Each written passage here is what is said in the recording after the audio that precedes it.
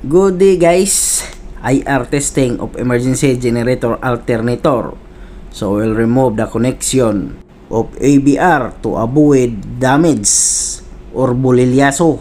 So ayan, tinanggal na natin ang mga connection sa ABR bago tayo mag IR testing para sigurado na walang masira.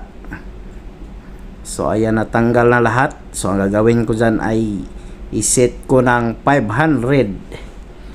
So ayan na, mag-testing na ako isa-isa. So ang gagawin natin ay testing natin ang stator.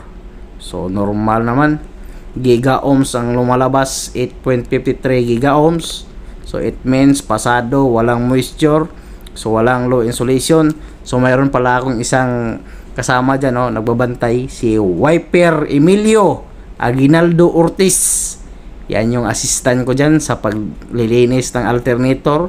Siya na ang nagbalik. So okay naman yung resulta ng IR. So ibalik na natin ang connection ng ABR at sa connection ng capacitor, and to make it sure na na-connect yan lahat, baka bulilyaso ang abutin natin. So the job order well done. So ibalik na natin ang emergency generator to standby and ready to start just in case of any emergency. That's all. Thank you.